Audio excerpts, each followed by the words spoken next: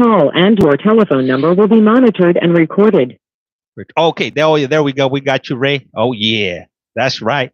Okay, hey, so I want to go ahead and welcome Ray Jennings. Hey, James, before you get started, I might want to call back just so we get the full 15 minutes. Okay, all right, for sure. All right, cool. That'll work, Silas. Okay. All right, Ray. All right, so we just wait for we'll go ahead and wait for Silas to call back, and then we'll go ahead and continue. All right. Yeah, I'm just down here kicking it at my mama's house. I'm in my son's room. Okay. Do you know how much time you got on your hands right now? I'm good until about 6 o'clock my time. Okay. That'll work. Man. All right, there we go. We got the call coming in. Let me just pick it up.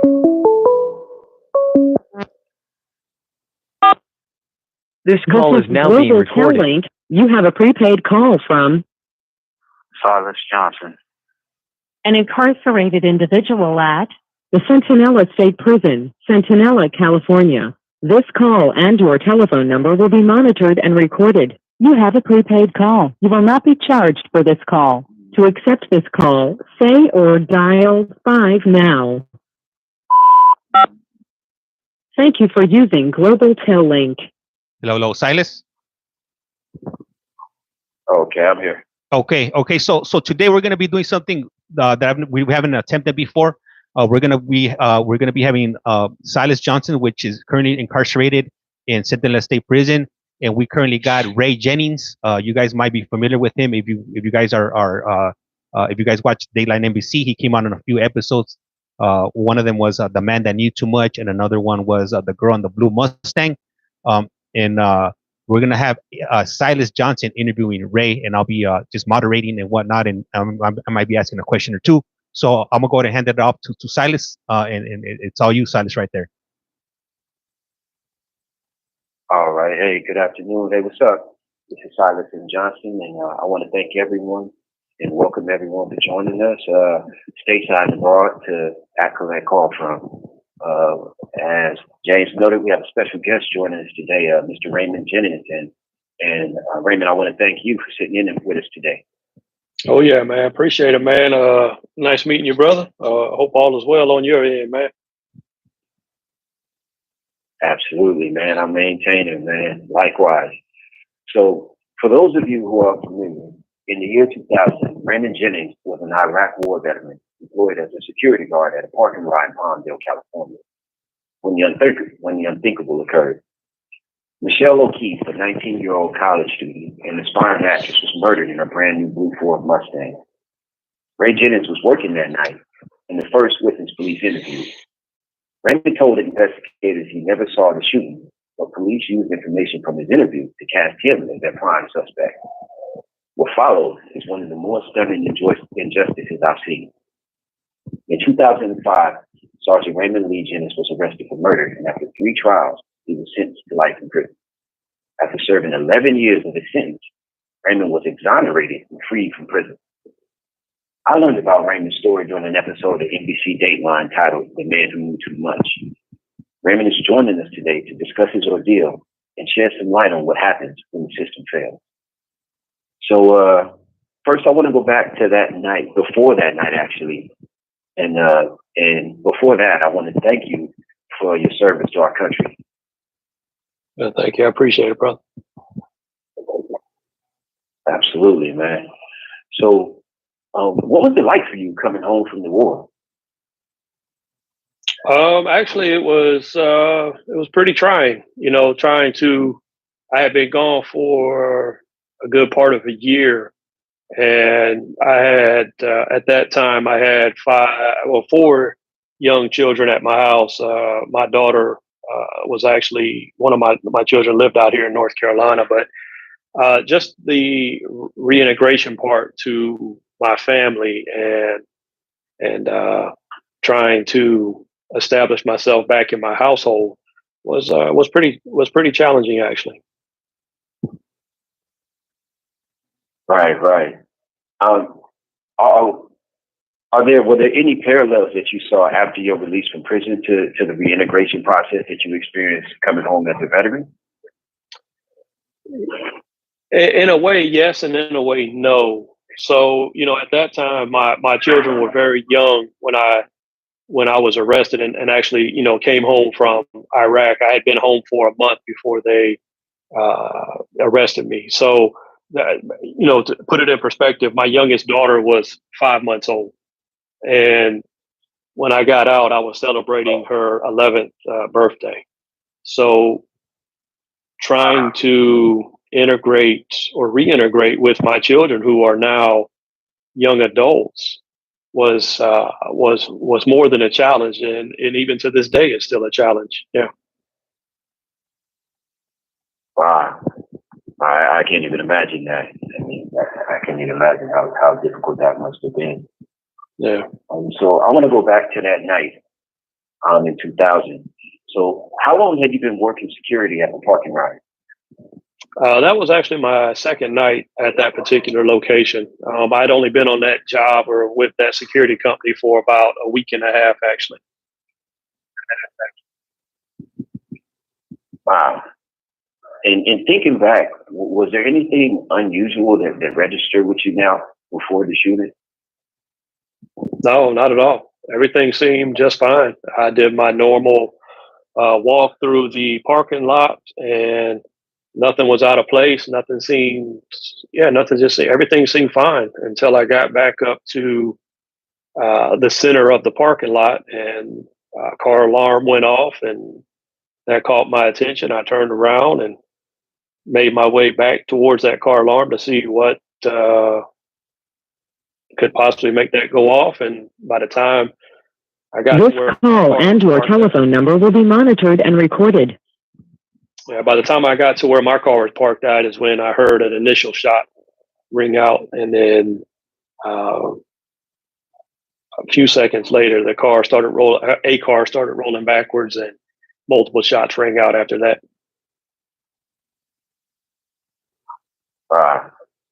So now, what was the experience of being in the proximity of the shooting light in that moment? I mean, it was a little intimidating, a little scary, being to the fact that I was an unarmed security guard. I didn't have any means of protecting myself from, returning fire or anything like that. So the instinct was to find cover and call for backup. Wow.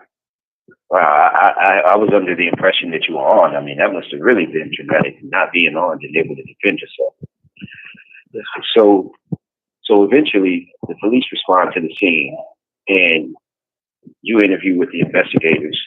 Was there a point during questioning where you realized that they were considering you as a suspect? No, not that night, not at all.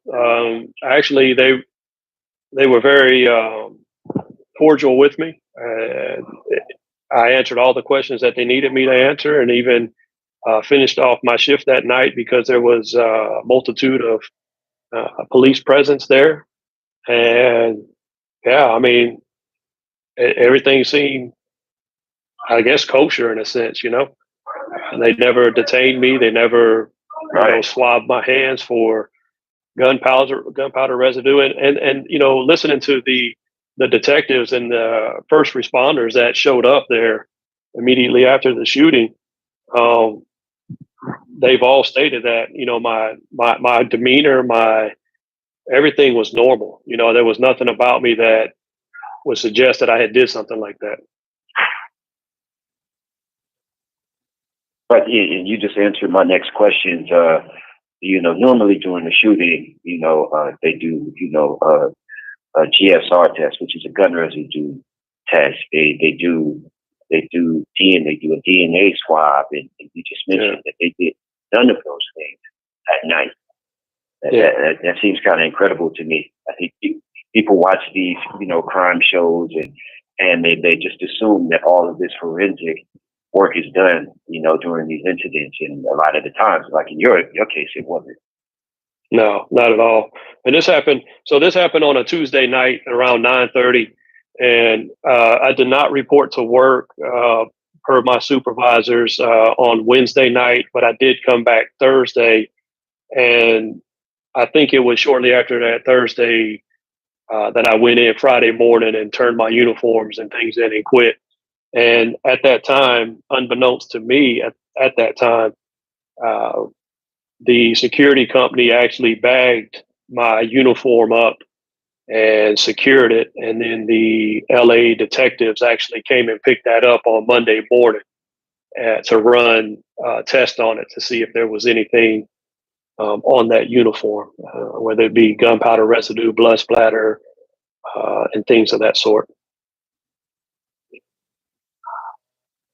So all of these years, the interval, you know, between 2000 and 2005, when you were actually arrested, the investigators were in possession of this forensic material. Correct. They were also, so they were in possession of that. They had already went and ran all the tests on those uniforms, and it came back negative as far as gunpowder residue, blood splatter, or even some of the DNA that was found at the crime scene. All that came back negative against me. And they were also in the possession of the names of a carload of people who were parked about 12 spaces away from this particular crime that they never investigated during that time. Right. And I'll ask you about that a little bit later on down the line. These individuals who are parked in that vicinity. So you're interviewed that night. You go back to your shift, and so this is in 2000. 5 years lapsed. What was going on with you in these 5 years between that time? I mean, personally, the only thing that was really going on, you know, there was a lot of media attention surrounding this particular event. And for me, I just continued on with my life. I ended up started selling cars at Sierra Toyota in Lancaster, California. And I was there for about 2 years selling cars. And during that 2 years, there was a lot of, like I said, of media coverage. And the victim's family actually went on the Montel Williams show. They went on the Maury Povich show. There was a skit on America's Most Wanted about the case. And, you know, for me, I did a conjugated interview with the LA detectives, which in a sense would be used against me. As you stated earlier, the information that I provided, they in turn took that and used that against me, you know, all those years later. And so in 2003, I decided to go on the active duty side of the National Guard, which is what I was in for so many years at that point. And I became a recruiter assistant. And shortly after that, in 2004, I had got orders to deploy to Iraq. Wow. So can you tell the viewers a little bit about your time in Iraq, like what that experience was like for you?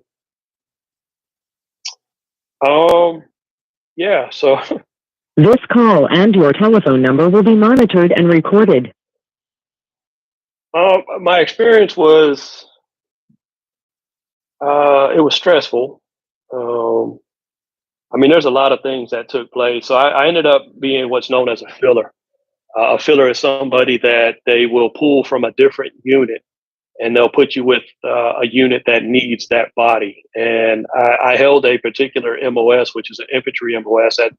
I had two of them. I was in transportation, and I was actually an infantryman at one point for about 8 years before I switched my MOS. And what they did was they pulled me from my transportation unit and put me with another unit as an infantry soldier. And these gentlemen that I met up with, I'd never met before, didn't know them. And I said, me and James, I talked about it earlier. You know, we formed, you know, a brotherhood, a bond, because you know we're going into a hostile situation every day. We were outside of the wire 3 times a day, and we lost a couple of friends, and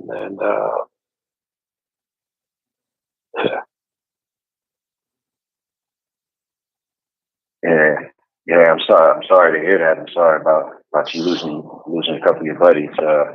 I've never been in deployed in any active war, but I'm 47 and I've been a gang member since I was 15, and I just the last 5 years recently swore it all off. But I've lost a lot of people. You have 60 seconds remaining. So I definitely know what it's like to lose. Certainly not in that environment. So yeah, I just want to send my thoughts out to you for that, man, for losing your buddies. So when you come home, was there any police contact after coming back home? No police contact at all. I did before find your out. arrest. No, not at all. I did find out later on that they had me under surveillance, and I had found out that there was a warrant issued for my arrest. But of course, I didn't know all this during that time, and they were just watching and waiting for me to leave the house without any of my children with me, and that's pretty much what happened there. They waited for me to leave the house. And All right, Ray. So my apologies. So these calls only last 15 minutes. So 15 minutes. Yeah, there it is. So right now we gotta wait for Silas to call back. And for anybody that's just joining us right now, we're having Silas Johnson, which is located in Sentinel State Prison. He's interviewing Ray Jennings, and you might be wondering who Ray Jennings is. You probably know who he is. If you're a Dateline NBC buff, he came up on 2 episodes. One under the name of the girl that knew too much, and another one. Sorry, not the guy that knew too much, and then the girl in the blue Mustang. All right, so we got Silas calling us back, and we'll go ahead and plug in this call. This call is now being recorded. Link. You have a prepaid call from Silas Johnson. Hey, Ray. An incarcerated individual at his the Centinela State Prison, Centinela, California. This call and your telephone number will be monitored and recorded. You have a prepaid call. You will not be charged for this call. To accept this call, say or dial 5 now. Just that part. Thank you for using Global Tel Link. Okay, all right. Hey, thank you, Silas, for calling back. Okay, you guys have me back. Okay. All right. Oh, so Randy, can you tell us about the day you were arrested?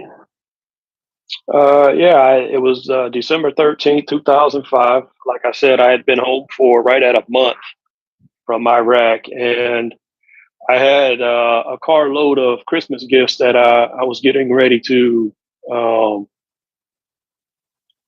take to UPS to drop off for my daughter who lived out here in North Carolina. And so when I left the house, I didn't have any children with me. And I just remember making a right-hand turn onto Avenue K in Lancaster. And I looked up in my rearview mirror, and there was about 5 squad cars at that time. And they all had their lights on. So I pulled over, and, that changed my life forever right there. I was asked to get out of my car and, lift up my shirt, turn around, get down on the ground, and they approached me and put handcuffs on me and put me in the back of a squad car. Wow. So you at this point, had you had any interaction with the criminal justice system? Had you ever been arrested before? No, sir. I'd never been involved with any type of criminal activity, never been arrested, none of that stuff. So you're arrested and presumably transported to either some kind of substation in Lancaster, or is it directly to the LA County Jail? No, they put me in the substation in Lancaster. I was there for about a day. You have to go. I was arraigned, and then shortly after that arraignment, I think the next day I was transferred down to Mid Central Jail in downtown LA. So a lot of people, I'm from the San Fernando Valley, so I've served time in the Los Angeles County Jail, Mid Central Jail. For all of the viewers, can you just give them a little window into what life was like in the LA County Jail? Wow. This call and your telephone number will be monitored and recorded. For somebody that's never been to, prison or even county jail or anything of that sort, it was, what words can you use to describe something like that? Wow. I don't know, man. All I can say is that it was absolute stressful. It was a scary moment. And when I first got to Men's Central Jail, they put me in 1700 on Fish Row. And wow, the amount of J-Cats that were on Fish Row, people beating on the walls all night, people singing and rapping all night, people hollering up and down the tier all night. And yeah, it was just complete chaos, man. I really didn't know how to process all that at that time. Man.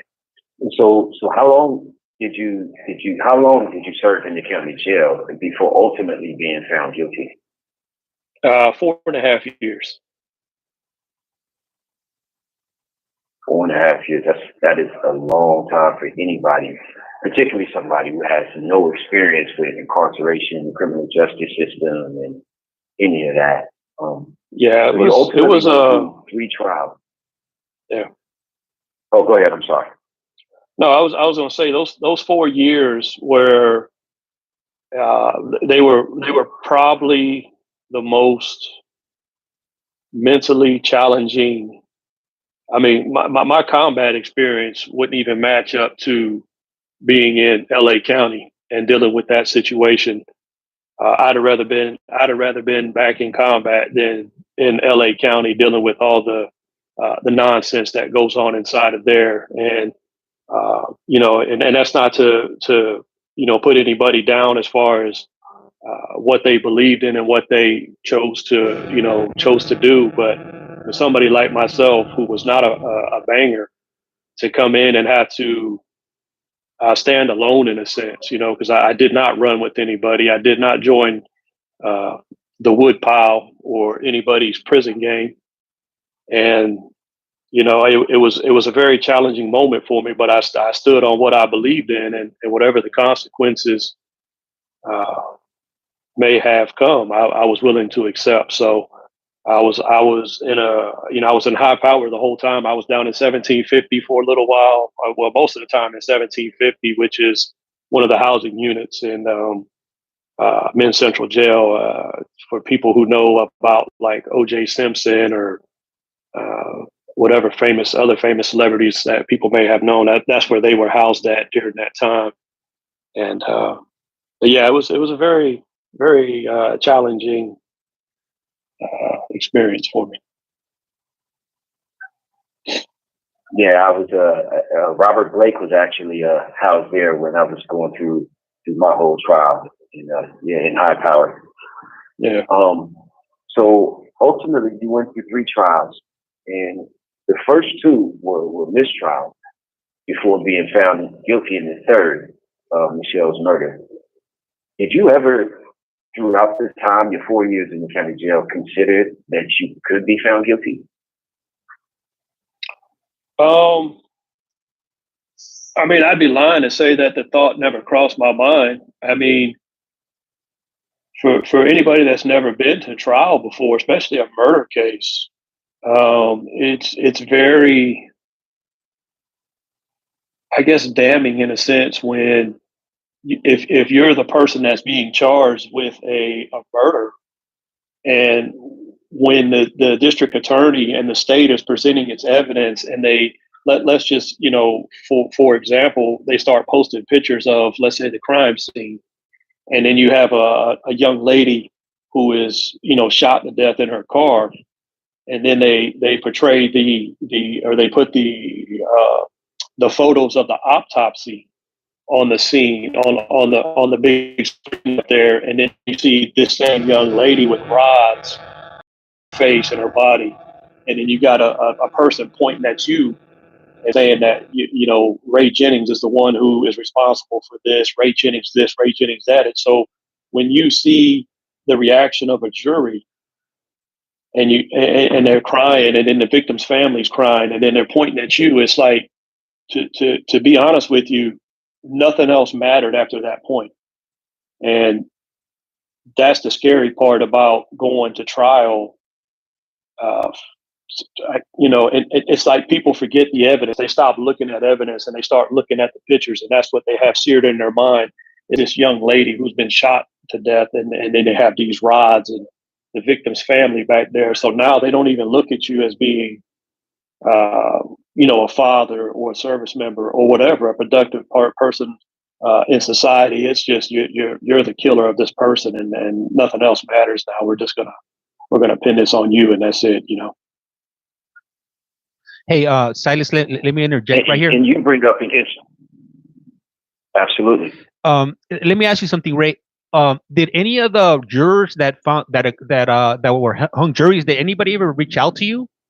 Like, well, nobody reached out to me personally, of course, but they did reach out to my attorney. So after my first trial, a lot of things happened behind closed doors, and usually we don't know about these things. But a few of the jurors had actually reached out to my attorney through the clerk of the court, and they wanted to express to my attorney what had transpired in that deliberation room. And mind you, my deliberations weren't like a day or two or three or four. You know, they deliberated for a week during my first trial, and my second trial I think was a week and a half, and then my last trial was almost 4 weeks. They deliberated on this, and the first trial, what they told my attorney was during their initial vote, they all had put down not guilty because there was no evidence to suggest that I took this young lady's life. And the next day after they went and slept on it, they came back in, and there was 2 of the male jurors who had went online and did some type of research, which they should not have done. And nothing damning towards me, but I guess they didn't like what they found on the internet. And so they kind of brought that into the deliberation room, which was not supposed to happen. And then one of the jurors actually reported that's what had happened. And the judge brought everybody into the courtroom and said, hey, you know, this is, you reprimanded them in a sense.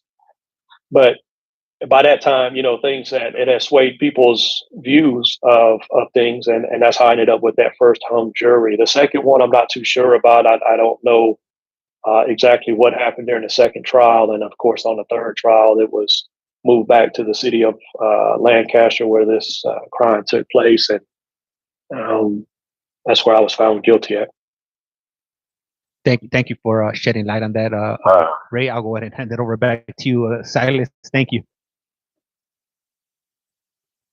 Yeah, so you brought up an interesting point about the presumption surrounding the presumption of innocence and how the system operates, how that really doesn't bear out. You know, I mean, I couldn't have said it more eloquently to have you sitting at a defense table and have all of this horrific material being displayed, and you're the person there. Someone has to pay for this. And I think that it can't be overstated that people in society who don't have any experience with the criminal justice system, they presume that the police have arrested you, the district attorney has charged you, it's you. You've done this, you know, and this is correct. So the presumptive, right. So the presumption of innocence, you know, it really needs to be re-examined in our criminal justice system. And I'm talking about as far as bail, someone that has, you know, someone affluent who has the means to bail out, you know, because it's not a secret, you know, especially in the age of information, if someone is incarcerated during the time of this trial, you know, just because you give someone a suit and walk them out there in the courtroom so you sit down at your defense table dressed, like that's really not an indicator that you're free, you know. This call and your telephone number will be monitored and recorded. Well, Silas, look, doing their own quasi investigation. Go ahead. Yeah, well, that was one thing that I kept bringing up constantly during my incarceration was the whole presumed to be innocent, right? Because how is it that I'm being presumed innocent when I'm being criminal, when I'm being treated just like a criminal? Like I'm being treated like I had been convicted already, right? How do you set a $1 million bail on somebody who has no criminal record, on somebody who is presumably innocent? And I mean, if I wanted to run from this situation, I would have ran in the year 2000. Why did I stay in the same community for the next 5 years? Like there were so many things that I didn't understand, and to this day, as I sit here, there's a lot of things I don't understand about the legal system and things of that sort. And not to bash on anybody, but I can understand the system in a sense if you have a criminal record, if you are and have been charged and found guilty with justifiable evidence, not circumstantial made up to fit your scenario evidence, but legit, like this is a smoking gun pointing at you, and no one else did this but you. And I can understand that, but for somebody like myself, like why did you handcuff me, and why did I have to strip search every time I left my cell and every time I went back to my cell?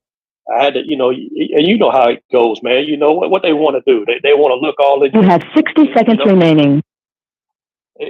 It was very demeaning in a sense. I mean, I got used to it after a while, but none of it made sense to me, and to this day, it still don't make sense.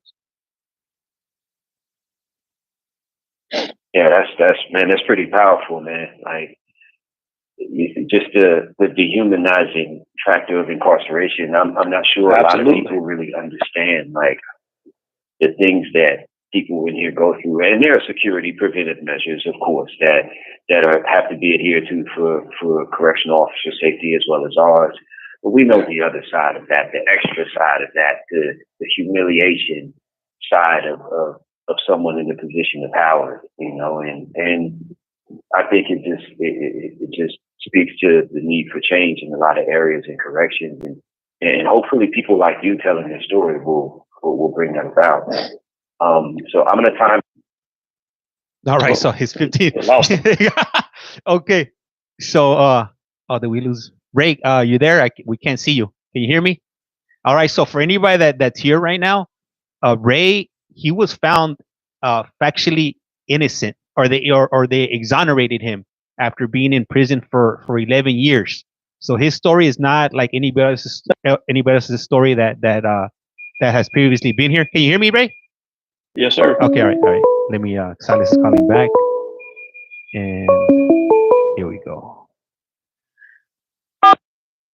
This call is now being recorded. You have a prepaid call from Silas Johnson, an incarcerated individual at the Centinela State Prison, Centinela, California. This call and your telephone number will be monitored and recorded. You have a prepaid call. You will not be charged for this call. To accept this call, say or dial 5 now.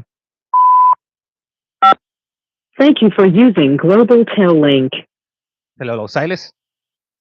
Oh, okay, I'm back. Hold up, Silas. Ray, can you hear us, Ray? Because your screen went blank. I'm not sure if you veered off the TikTok screen, and that's why we can't see you. Yeah, that's what it is. Okay. Just send us some text messages out. I just wanted to double check because I know you mentioned that you had until about 6 o'clock. About how much time do you have in your hands before? We're good, brother. Let's just roll with it, man. All right, cool. I appreciate that. And I just want to say something before you start up, Silas, because people are asking questions of how much was his sentence. They're surprised as far as why he's out after 11 years. He was out after 11 years. So I want to point out that Ray was, after those 11 years, Ray was exonerated. He was you were found now guilty, right? What's the exact terminology? Yeah, so the exact terminology, which is pretty much not guilty, is factual innocence. So yes, I've been released, and all the charges have been dropped and cleared off of my record. And And yeah, I mean, so in a sense that the detectives in the state realized that they made a grave error, and I was fully exonerated and cleared of all charges. Okay, thank you for that, because I know there's a lot of confusion. And I just wanted to point out, right, like how extremely rare this occurrence is. The conviction integrity unit within the district attorney's office took a look at Raymond's case and said, "Hey, this isn't right. Something stinks here. This is wrong." And they went back and reviewed it, and ultimately he was fully exonerated and vindicated of all of the charges and declared innocent. And I just can't overstate how extremely rare that is for a district attorney's office to reverse course and to second guess their decisions, because there are people in prison who have factual innocence and they're not obtaining relief because district attorneys rarely admit that they were wrong. So I just wanted to put that out there and just further endorse Raymond's innocence. Yeah.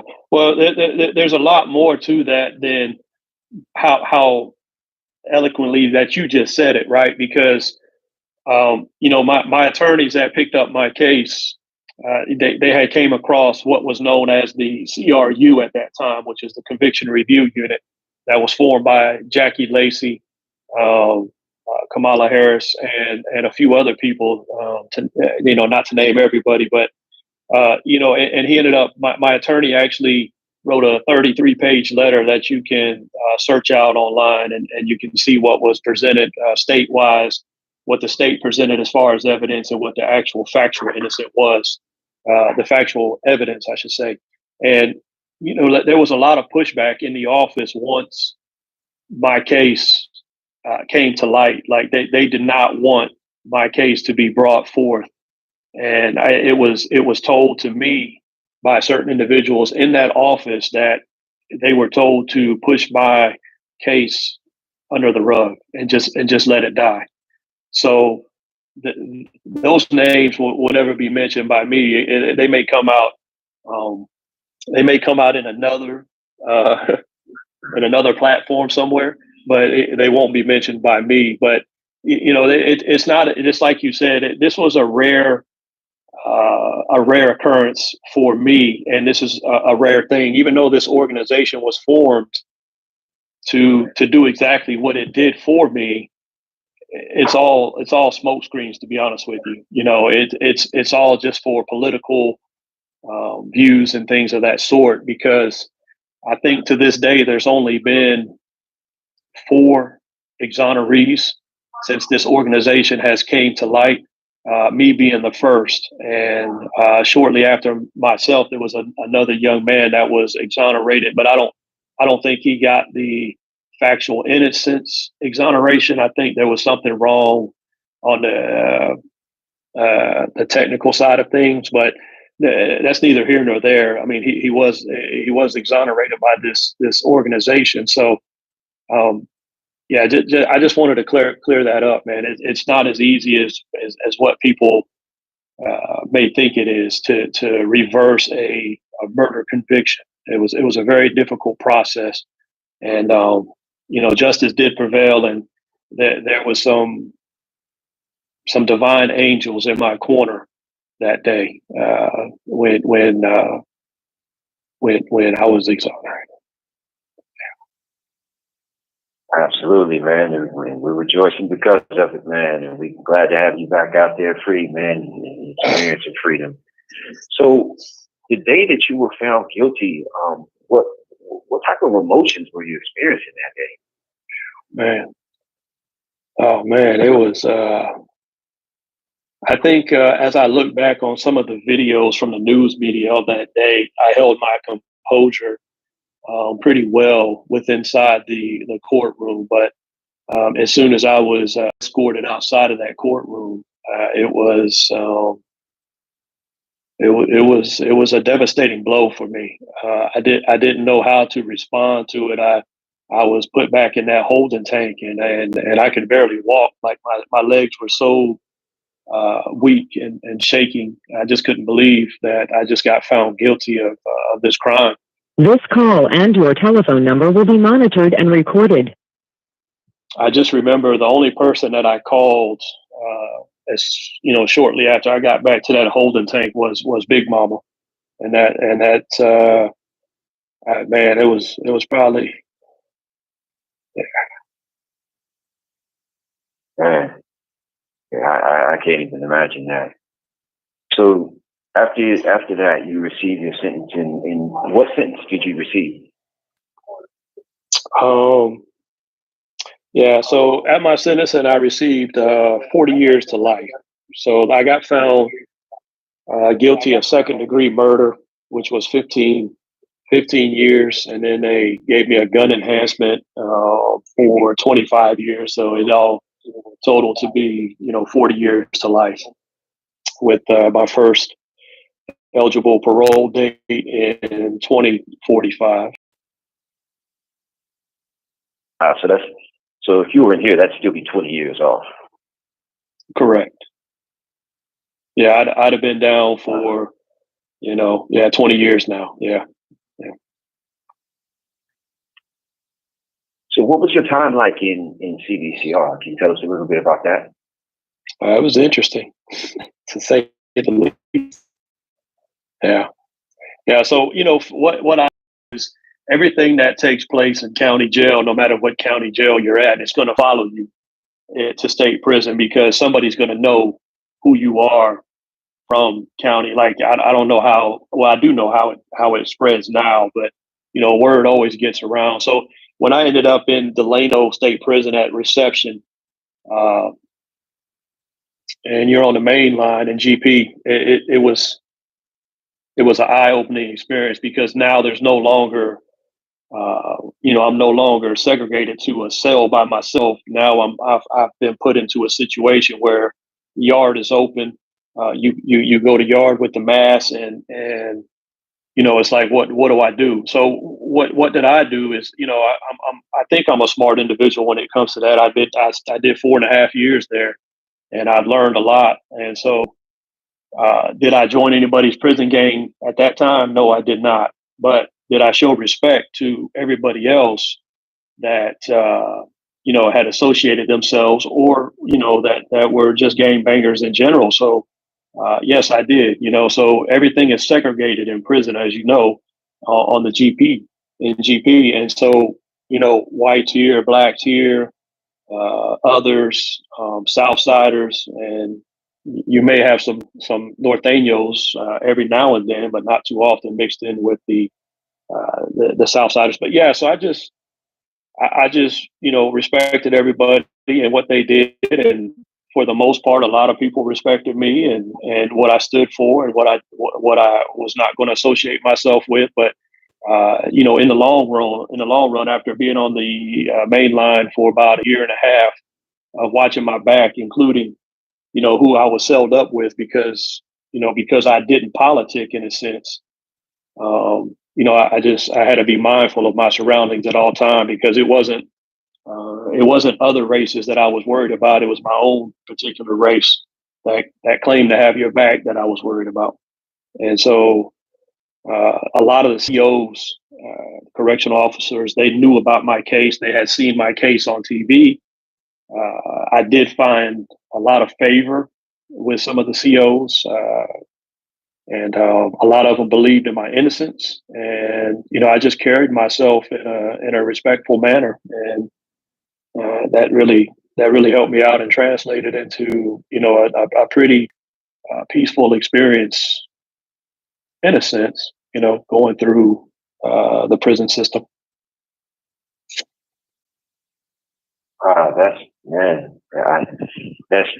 We've operated on separate ends of the spectrum in here, and I can't imagine your experience in here and how difficult that would have been to maintain, because I know what this environment entails, and how racially charged and politically charged this environment is. So, like, how many can you estimate, like, during your time on the yard, like, how many violent incidents you've seen occur? During my time, I think I witnessed on the yard, probably a good 8 or 9 violent attacks, including one all-out riot, which that happened at Corcoran State Prison. And yeah, that was wow. I mean, it exploded so fast. Like, I mean, you just didn't. I didn't know. This call and your telephone number will be monitored and recorded. You know, it wasn't. It was between blacks and Mexicans over a football game, and it just escalated into a full-blown riot on the yard, and yeah, it was complete chaos. But yeah, violent. You know, there was a lot of fights everywhere. People being jumped. You know, there was even people who got killed at Centinela. You know, their cellies.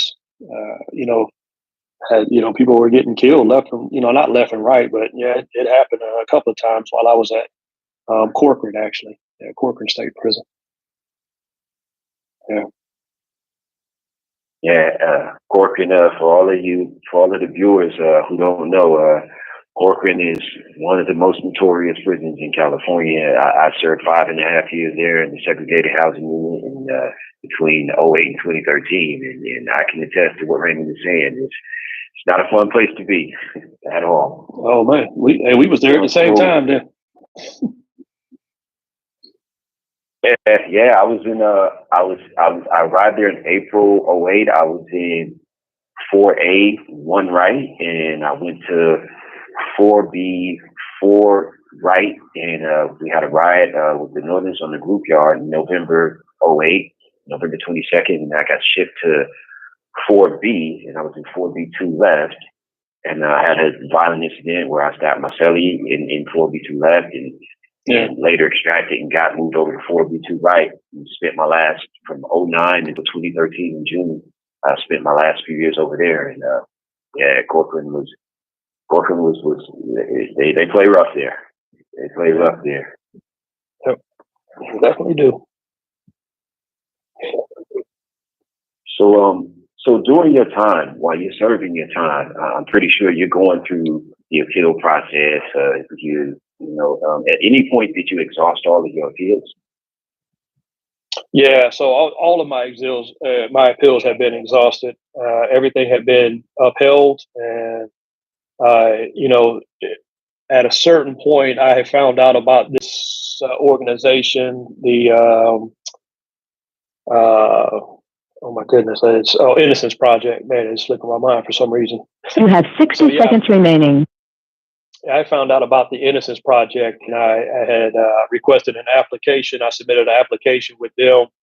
I found out some numbers that only 2% of those applications get looked at, and only less than 1% actually get accepted. And when they do accept one, it's because they believe wholeheartedly in your innocence. And so my case was actually accepted by the Innocence Project out of San Diego. And that was like a very bright light at a very end of a dark tunnel at that time. That was my next question for you, actually. Was there ever a point when you began to lose hope that you'd be vindicated? I'm going to let you hang up and call back before we get into that one. Absolutely. All right. Hey, so there we go. So somebody's asking me, how come you guys can't see Silas? You guys cannot see Silas due to him being on the phone. He's calling us via his tablet. Unfortunately, they're having some issues with their tablets over there. I did want to bring him on video. That didn't work out, so we went ahead and proceeded via video call or TikTok with Ray, and Silas via phone, and me also on video and whatnot. So that's what's kind of happening right now. So I know a lot of you guys are used to you guys are here because of the parole board hearings or because of the initial appearances that we do in Maricopa and Florida. I wanted to bring you guys a different aspect of the things that happen either behind the walls or how you end up there. In Ray's case, he ended up incarcerated, if you will, for something he didn't commit. These things do happen. I would say the majority of people that I have brought on before, they've all committed their crimes. But in Ray's case, it wasn't the case. This call is now being recorded. You have a prepaid call from Silas Johnson, an incarcerated individual at the Centinela State Prison, Centinela, California. This call and your telephone number will be monitored and recorded. You have a prepaid call. You will not be charged for this call. To accept this call, say or dial 5 now. Thank you for using Global Tel Link. Silas. Okay, I'm back. All right. Yeah, I'm back. So yeah, to answer your Okay, your question before we got disconnected, did I ever lose any hope or faith or anything of that? The answer to that is no. At no point did I ever lose hope or faith that the truth would eventually come out. Amongst all the negativity, which I'm sure that you also know that there's nothing on the yard but a bunch of people that are just negative. Like everybody tells you because of their situation, they say because of my situation, yours is the same thing. You ain't never going home. You ain't never doing this. Just admit it. You killed this person or whatever the case may be. And that's what I chose to not surround myself with and stayed away from it. But for me, my ultimate faith was in the Lord. And if people can say one thing or another about a religious aspect, which I don't believe in a religious aspect. I just put my faith and trust in something a little bit higher. And if not for that, I don't know where I'd have been at, because there was times, suicide was real, man.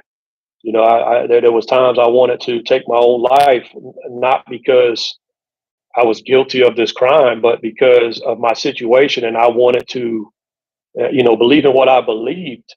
And what I still believe is that I wanted to question a higher being as far as why am I in this position? Why is this being allowed to happen to me?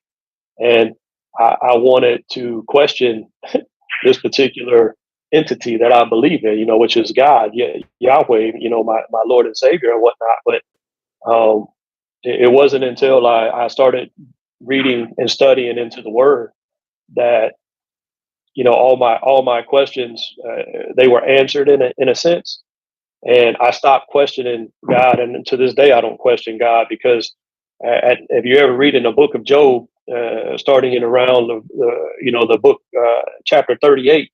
When God pretty much tells Job, hey, man, you need to sit down and shut up because I'm going to question you. And if you can answer my questions, maybe we'll have something to talk about. And, it went on a whole discourse of 133 questions that the Lord, presented to Job, and he couldn't answer not one of those questions. And to this day, I can't answer any of those questions, nor is anybody walking the face of the earth that can answer those questions. And that kind of solidified, my faith and believing that one day I'd be, cleared of these charges. But it helps to have a deep rooted support system of your friends and family who believe in you and never turn their back on you. And for myself, because of the NBC Dateline shows, I gained a lot of friends and family that I did not know, like people in a sense, fan mail would write to me and express their support. This call and your telephone number will be monitored and recorded. That helped out a lot. But, during this time, my wife at the time, she filed for divorce back in 2008, and divorce was final while I was about to go through my third trial. And it wasn't because she thought that I was guilty.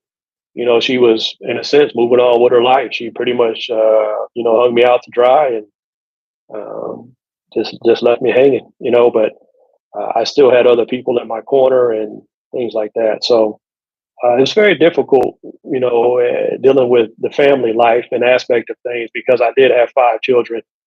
And that was difficult, man, Yeah.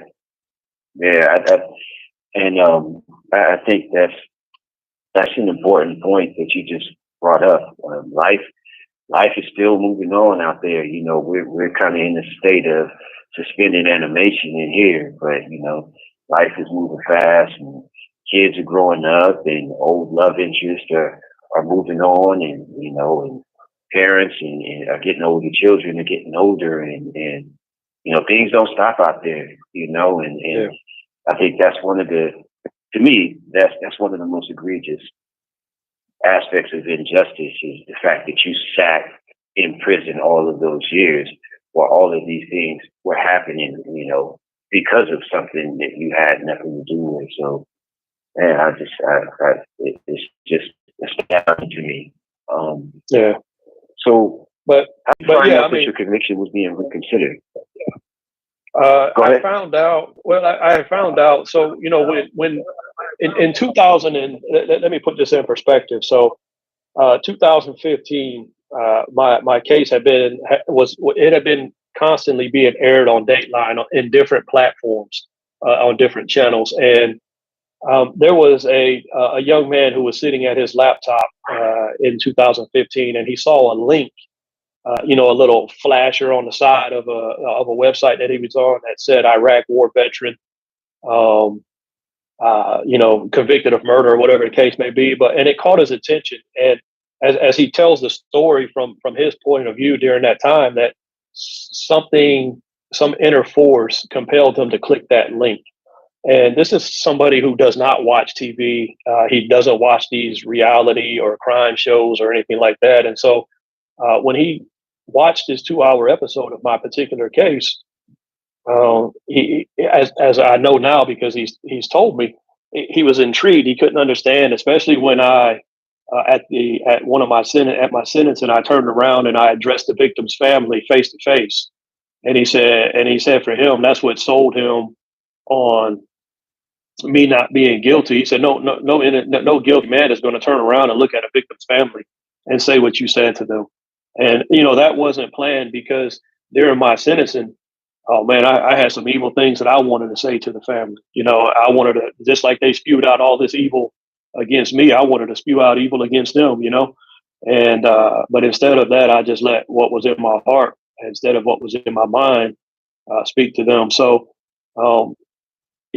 he found that case, and subsequently he did about 8 hours of research on my particular case, everything that he could find public record wise, and none of it made sense to him. And he took it to his dad, who is he's a civil attorney, not a criminal attorney, but a civil attorney, and suggested, hey, if there was a guy that was in prison that was wrongfully convicted and is innocent, would you be willing to help him out? And it was a little reluctant on his father's part, but he did accept the case. And after a year of them being on the case, they got me exonerated. But the question that you asked is, how did I find out? Well, as you know, in prison, man, there's one thing that we don't do is share too much of our business, right, concerning our cases and what may be transpiring with your case, and nobody really knew what was going on behind the scenes, particularly because I didn't talk about my stuff like that. I mean, my stuff had been aired out enough on TV, and guys were watching that stuff in the day room when I would be on TV. So, it is crazy to me. But so in June of 2016. I had found out through my attorneys that they were going to entertain my case as far as releasing me goes. They had lost confidence in the conviction, as they say, and that's how I found out. Now, interesting enough, everybody else found out what was going on because, as you know, in prison, everybody watches the news at a certain time of the day. This call and your telephone number will be monitored and recorded. At this point, I was in Chino State Prison. I had left Centinela and I had been in Chino. And so it was about 5:30 in the evening, and my bunkie at the time, he jumps up. He was on the bottom bunk, and he jumps up off his bunk, and he's like, "Oh, shit, bunkie." I'm supposed to cuss. He's like, "Oh, man." He said, "Dude," he said, "you're on TV right now." And I'm like, "What?" He said, yeah, man, you on TV. And because my bunkie I didn't even tell my bunkie what was like really going on. You know, he knew something was going on because I was moving stuff. I was getting rid of things and told him he could have all this stuff and so forth. So on the 22nd of June of 2016, you know, he found out, and just about everybody at Chino State Prison found out, man. So that's how the silence was broken, in a sense, you know. Yeah, wow, man, that's amazing, man. God is good, man. He is so good. Like at this point, like you'd already been let down by the criminal justice system, like and like to rebound like in such a magnificent way, man, and to be vindicated. Like, what was that feeling like while still being in here? Oh, it was surreal, man. Yeah, it was surreal. You know, for again, you have to put yourself in that position, like somebody like myself, who I've never judged anybody. I mean, if you've been arrested and you've been charged with a crime, I mean, you know, you can't say that person is guilty because you don't know what's behind. You know, you just don't know what's behind closed doors. You don't know what's going on, and so I tell you this: that the day that I was released on June 23rd of 2016. I thought it was fake, man. I thought it was setting me up for the okie doke. You know, I thought that as soon as I walked out of the courtroom, I was going to be met with a whole bunch of other, you know, officers that were going to place me right back under arrest and throw me back into this county for something else, you know.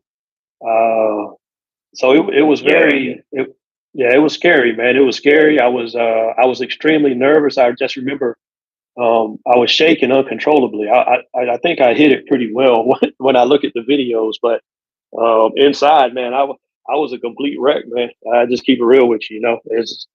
You can be hard all you want, but yeah, in the inside, I was all over the place, man. Yeah, man, I can't even imagine how that must have felt. So, as someone who's been falsely accused, convicted of, and found guilty of a crime you didn't commit, has it changed your perspective of the criminal justice system and who's at risk and how our system works? Absolutely, man. I tell you what, I really despise it, man. I despise, you know, even now with so much that's been going on in our world, you know, with law enforcement and you know, the racial injustice, and not to make this you know, a racial thing, but you know, you'd be ignorant if you said anything different concerning some of the videos that have surfaced over the years with law enforcement and how they respond and the taking of lives that they've done. And not to say that, you know, anybody's perfect or, you know, stuff like that, but there's a lot of common sense that goes into things. And yes, you know, people's lives are on the line. And but when you watch certain videos, man, nobody's life was on the line except the person being detained, you know. And for somebody like myself, again, for those that are listening, if you want to experience LA County jails, yeah, those a lot of the sheriffs that and I don't, you know, I just say it, man. A lot of them sheriffs that work in those facilities, man, are some of the crookedest people you ever meet. I mean, they'll set you up to get jumped. They'll set you up to get killed. They'll beat you down themselves if you cross them the wrong way, if you say something the wrong way to them. I mean, I've witnessed it, man, and no one can take that from me. I've seen these sheriff deputies, and most of the ones that work in the county jail are there because they're under investigation. You have 60 seconds remaining for something that happened on the street. So now they put them in a more, you know, hostile environment to allow them to do what they want to do. Because, yeah, I mean, I seen dudes just get stomped out by the sheriffs, man, for no reason at all, just because of what their charge may be. And not to say that I was for the charge. Like, there was a young man in there, young Southsider in there for killing a cop, allegedly. And man, I feel sorry for that young man. You know, they almost took his life from him inside of a cell. And it was about 6 of them that went in there and stomped that little boy out. You know, it was just crazy to me. But so yeah, it's changed. Everything's changed, man. I still have respect for law enforcement and what they do, but I have a problem with people who, you know, over abuse their position of power in a sense. So we lost Silas right now. He should be calling back in a moment or two. I got a question from one of our viewers, Kristen Vasquez, and she's asking, does he deal with mental health?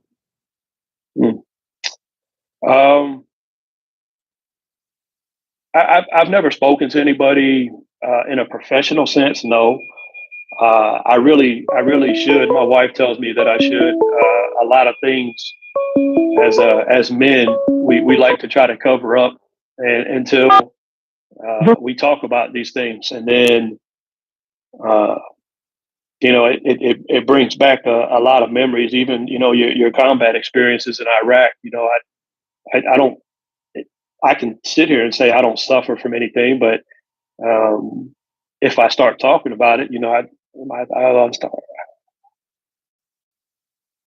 Yeah. So thank you for using Global Tel Link. So no, I haven't spoken to anybody in a professional sense, but it is probably something that I will eventually undertake, though. Thank you for that. I had asked him a question about, or one of the audience members had asked him about mental health, and he was just answering up on that, Silas. Yeah. It's so interesting to get Raymond's perspective on the carceral system. You know, when he came in here essentially as an outsider, you know, with no criminal history, no gang involvement, no attachments to the underworld, you know, so to speak, and to come in here and endure this environment and to have his eyes open to everything that the system fully entails. You know, I mean, you can tell someone about, you know, what the system and what the judicial system and what the prison system entails, you know, but you really can't bring someone into this experience. This is an experiential thing. Like, you can only get this by living it.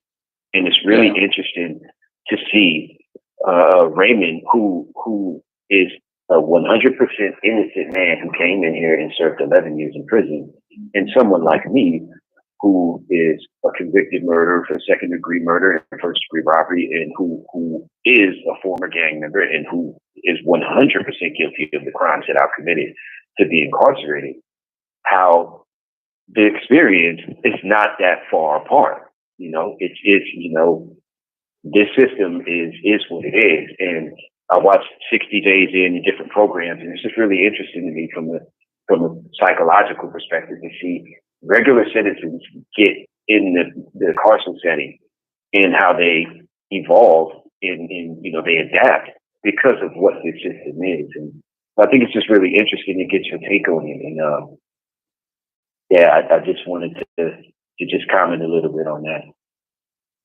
Yeah, it was it is interesting, man. And you do have to, in a sense, conform to you know, a certain lifestyle. And you know, living in a two-man cell with another grown man is a challenge in and of it by itself, as you know, for yourself. And everything, for the most part, as far as your living conditions goes, you know, can be based on having a great cellie. And I was blessed in a sense to where,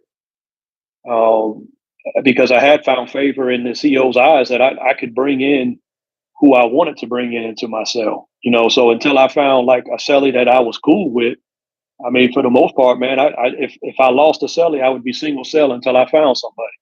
And you know, they were like, you know, Jennings, go ahead and find whoever you want. Just let us know, and we can make it happen. We'll make it happen. So, but just the adjustment, not only from a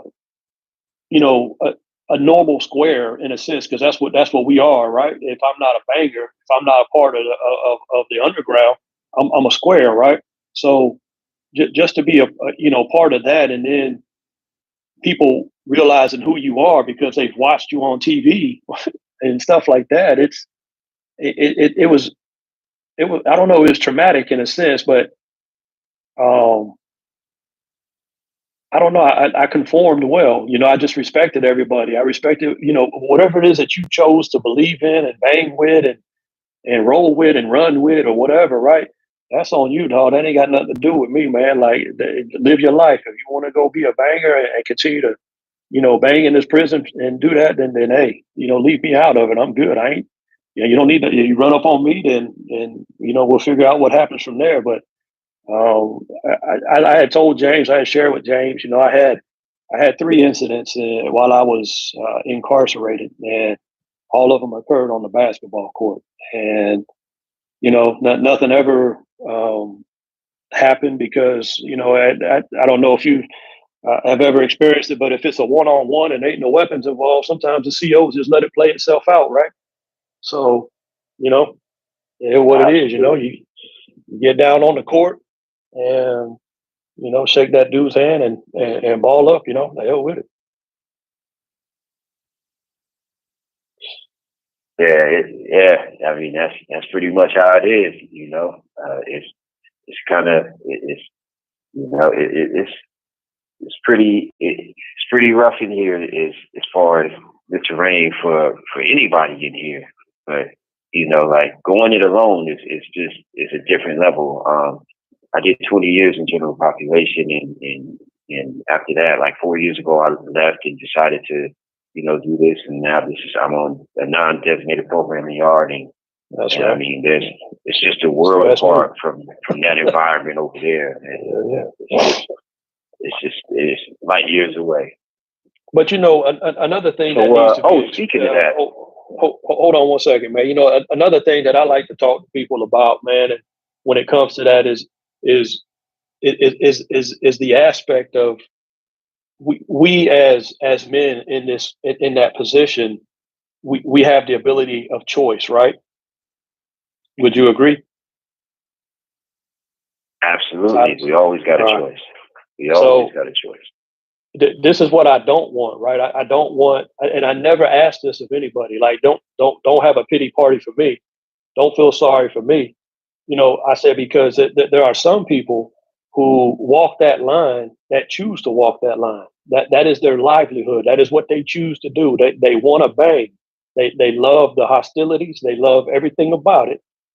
And I don't want people to get it, misconstrued that we should feel, in a sense, sorry for every incarcerated person, because realizing, and again, it's me not judging anybody, but there's some people in there for some heinous crimes, man. And you know that as well as I do. And that there's some people that, they deserve a different type of punishment. And I'm referring to people that want to touch on, little kids or rape women. This call and your telephone number will be monitored and recorded. Or you know what I'm talking about, right? The crimes that we frown upon, and not to say that murder is any better, but yeah, I don't know, man. These guys they ask for, I need more syrup on my tray in the morning because I can't put syrup on all my pancakes. So I'm a 602 this, man, and write this up because I can't get syrup. It's like, dude, get out of here, man. There's stuff like that bothers me inside. Is the mentality. Hey Ray, I didn't tell you something about Silas, but Silas is actually he's the Mac rep, so he's familiar with he's familiar with that. That's crazy, man. Yeah. I'm the Mac chairman for the yard, so I just came back from a meeting this morning with all of the building Mac reps in the executive body, where somebody was complaining about their personal issue and just thinking that I was supposed to advocate because of his personal grievance, and that's just not what the forum was for. It's just not what the system was set up for. And it's just ridiculous, man. Like, some of the things that I was telling James earlier, like the one thing we talked a couple days ago, and I said, the thing that prison has taught me, the most valuable lesson is humility. But I was telling you this morning, like I never, even as an active gang member, I always underestimated like the ignorance of the people that resided in prison, you know, and for a long time, I was one of those people. And just to take a step back from that and remove myself from that and just to see how things are playing out. Like you said, over there on the line, they're still doing the same thing they were doing when I left 4 years ago, you know, and I was gung-ho for the first 18 years, and the last 2 years, you know, my heart wasn't really in it. But like you said, it's a choice. You know, I chose to join the gang. I chose to pick up a gun. I chose to rob people. I chose to ultimately commit murder, and I chose to continue creating victims when I came into the penal system. So, and at some point, I decided that that's not what I wanted for my life. I didn't want to be a victimizer anymore. I didn't want to be a destroyer. I wanted to be a creator and a builder, and I made the decision to remove myself from that environment and create an intentional barrier. And since then, I mean, things have been great. I mean, here it is. I mean, I go before board on June 25th for my second hearing. And, man, everything's looking good. I graduate from San Diego State. This call and your telephone number will be monitored and recorded. You know, in May, and you know, things are looking up for me, and I have an opportunity to regain my freedom. You know. Yeah, that's awesome, man. I'm happy to hear that for you, brother, and I pray that all goes well during your board hearing, man. I truly wish you the best. You know, I'm a firm advocate in, you know, people who have changed their lives, and you know, there's about, you know, 15 dudes I still stay in contact with that I consider to be friends, and you know, these guys have changed their lives around, and I think that's what people fail to realize is that there are some genuine, you know, changes of lives in there. You know, prison, like you said, it will humble you if you allow it to. If you don't allow it to, then whatever you choose, it's going to be your ultimate vice and downfall, to be honest with you. But I pray for these guys that I still stay in touch with. And what's very interesting, man, is that I've had 5 of my cellies that I was cellies with get out of prison, and 4 of them are 3 of them are back in. A fourth one, I have no idea what's happened to him. I think he's unalive. And you know, the 5th one actually just moved back out here to North Carolina, and you know, he kind of, I think I might have shared this with James, man. He, you know, as soon as he got out, he had been down. He did 15 years straight, man. Got out and went right back to the same crap that got him in prison in the first place. And I was like, because I didn't hear nothing from him for a whole week, and I'm like, man, what's going on? So I called his mom. Mom told me, well, he's got a phone. You know, he ain't called you. I said, no. So he went right back out there, man. And this is what I try to set these dudes up, man. It's like, even for myself, even though I didn't have a drug addiction, I wasn't a gang banger. I didn't do robberies. I didn't, you know, there's still different things that are out here readily available, you know, and whatever it was that, you know, your vice was, it's readily available for you. And, you know, people will listen and some don't, and most of them didn't, and they ended up back in prison. And, you know, Carolina, he got out and he went right back to doing some drugs with some old friends of his in the neighborhood. And I'm like, why in God's name would you do that, dude? You just did 15 years. Like what, you know, I don't know. But it's all about choice. Like you said, brother, it's about choice. I chose not to join anybody's prison gang. And I knew the consequences behind that. And that's the thing, is that I was prepared to face whatever consequences came my way with that particular journey, you know. And it's not about being hard, you know, in a sense, and saying I can take whatever they're gonna dish out, because in reality you can't take it. You know, when they send 2, 3, 4, 5 dudes on you, and each one of them got bone crushers, or 1 or 2 of them do, you're not coming back from that, you know. So, you know, I knew what my consequences were, but I wrote it out, man. I wasn't gonna let nobody take, you know, me what I stood for, what I stand on. You know, I wasn't gonna let them take that from me in prison, you know. Yeah, and ironically, right, you mentioned that. I think me as a gang member, like all of my life as a former gang member, like all of that, the anger that I had inside of me that I was doling out to victims was a direct result of all of my fears and insecurities. And I think that, you know, you operate so long on fear, and the turning point for me was when I left all of the fear behind, you know, and started operating in faith. And you know, everything changed for me. You know, I was ready to get rid of, to shed the identity as a gang member, as a criminal, as all of these things that I built myself. You have 60 seconds remaining. When I became confident in myself and my own abilities to walk my own path without all of those things, you know. And so I think that's really interesting. That's an interesting point that you just made. Hey, Silas, it is back, man. Hey, Silas, right now when you call back, we'll go ahead and wrap it up, because I know Ray, he had originally agreed for 6 o'clock, and we're on OT right now. We're on overtime right now. So when you call back, we'll go ahead and finish up. Yeah, man, I'm good, man. You know, I'm just down here kicking it. My mama's over here listening to me. She's like, "What's going on, Ramey?" Man, no, but hey, I do appreciate you, man. I do appreciate you know jumping on this video visit with me, and you know, agreeing to the in-person interview that I haven't released yet, but it is going to be coming. It's going to be dropping soon. With Ray, I actually went out to North Carolina. We did an in-person one, and I want to try a little bit something different with you know, with one of the fellas, and you know.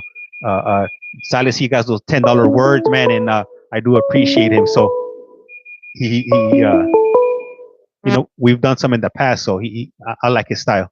This is Global Tel Link. You have a prepaid call from. Let me just mute it right now while I'm waiting for. I know how to do it now.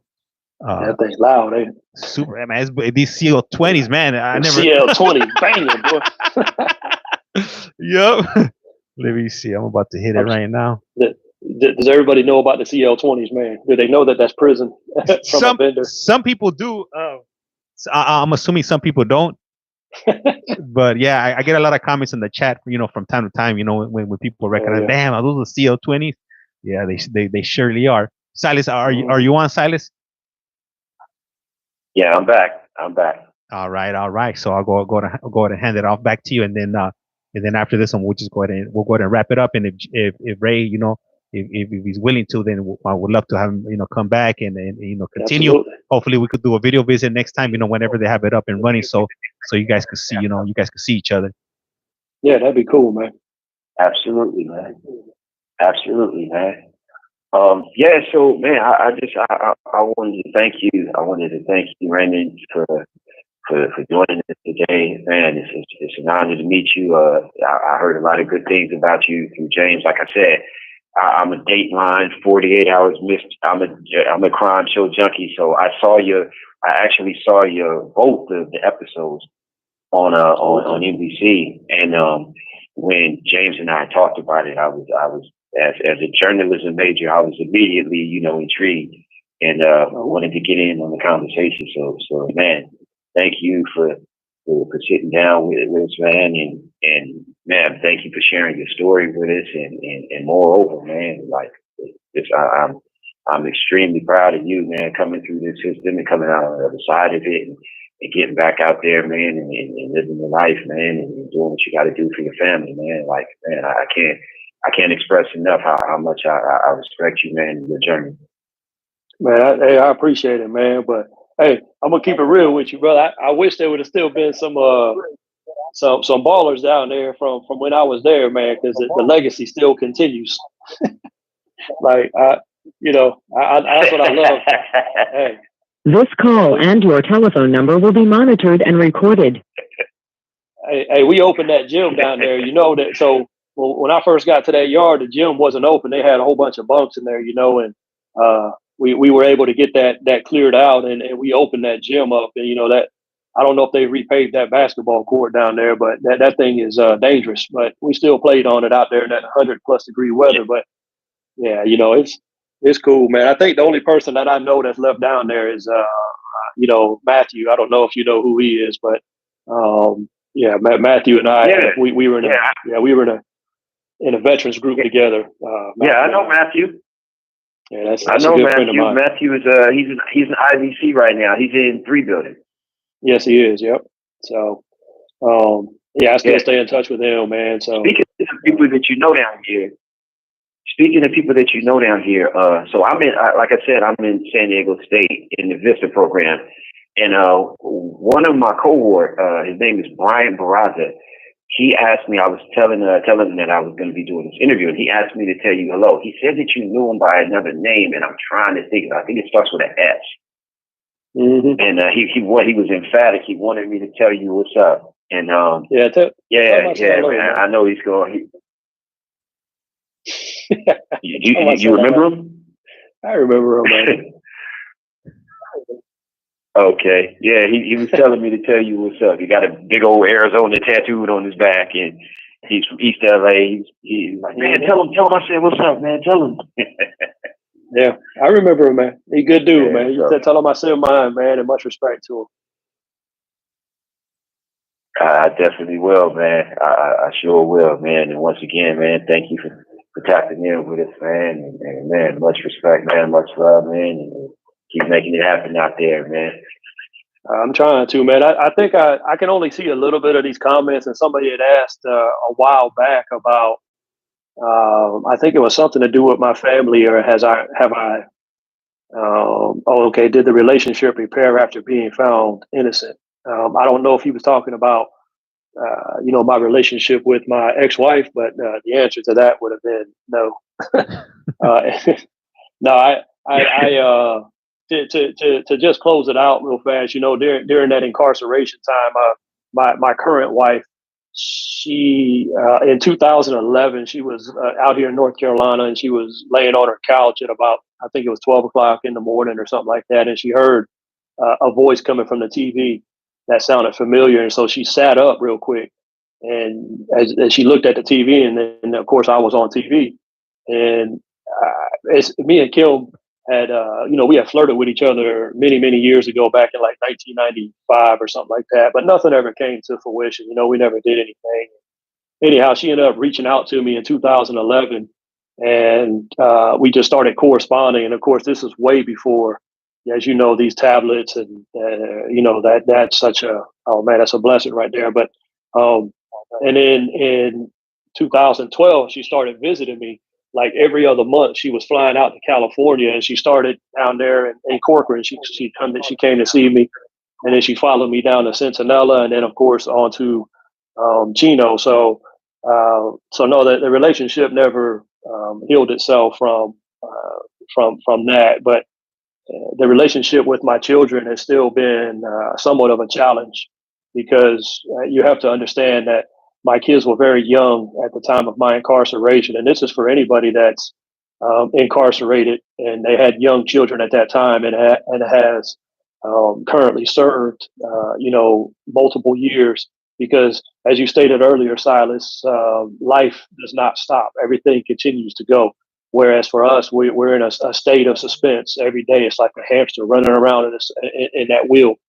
And it's still difficult with, dealing with my children, because they grew up without their father. And I was always in my children's lives, of course, but it's something that I won't give up on. I still, I have 4 of my kids that live out here in North Carolina with me now, and well, they live around me, not with me, but it's even for you, my brother, when you're blessed with that day and you get to walk out of that prison, you're gonna have to take it slow, man, because everything's gonna hit you really hard. You're gonna be overwhelmed with a whole bunch of things, and just don't rush anything, brother. Just take your time, and fill yourself out, and don't get involved with things that, and I'm talking about women, man. I don't even get involved with a woman unless you got one that's strong on your side right now. But it's a difficult transition from being down for so long to coming back out here into the world. And I found that transition to be quite challenging myself, because even for somebody that has never been to prison, but the way that our mentality works inside of those walls, as you know, everything is built around respect. And what you find out here in this world is that people don't respect nobody. Like, people talk to people any sort of way. People do things, and everybody's quick to pull a knife or pull a gun, and so forth and so on. Whereas, inside, everything gets handled pretty quickly, right? So it's a change. You have to change your mentality, man. You got to change the way you think, the way you view things. And I'm not talking about you specifically, but, you know, just in general, man, it's like you can't just haul off and you know, if somebody says something to you sideways, you know, we're going to take it over here in this corner. Ain't nobody going to see it. And we can handle it from there. But, you know, it's just, it was a challenge, man. But, you know, what's interesting is nobody that I've shared my testimony with and shared my story with would have ever guessed that I had spent 11 years incarcerated. Nobody. Because of the way I carry myself. You know, I don't, man, it is too much to live for, brother. You know what I'm saying? You can't hold on to any of that crap, man. You just got to let it go and move forward with your life, man. Absolutely, man. Absolutely. And, you know, I get over the years, like I said, I just passed 24 years and having another opportunity of freedom when, you know, 24 years ago, you know, I didn't believe I'd ever be free again, you know, and in a lot of ways, I'm more free now, still incarcerated than I've ever been in my whole life, you know, and it's because of a lot of the things that you said, you know, laying a lot of those grievances down and changing the way that you think and changing my mind and heart. And I'm a little apprehensive because I know that the world has changed dramatically. It's been a quarter century nearly, you know, so I know that the world isn't how I left it at all. And I know that there are going to be, you know, a lot of different challenges as far as culturally and things like that I'm going to have to adapt to, because that culture isn't this culture in here. You know, no matter how much you've changed yourself and how you live your life and walk a straight line in here, this society, you know, isn't prison. And so, yeah, I'm cognizant of that, and I keep that in mind every day, man. And when I left, my daughter was a little over a year old, and she's 25 now, you know. So I've been blessed to be able to reestablish, you know, continue to reestablish that relationship with her. And you know, I'm married. Unfortunately, my wife and I are separated right now, and I don't know where that's headed, but you know, I'm focused on, you know, myself, my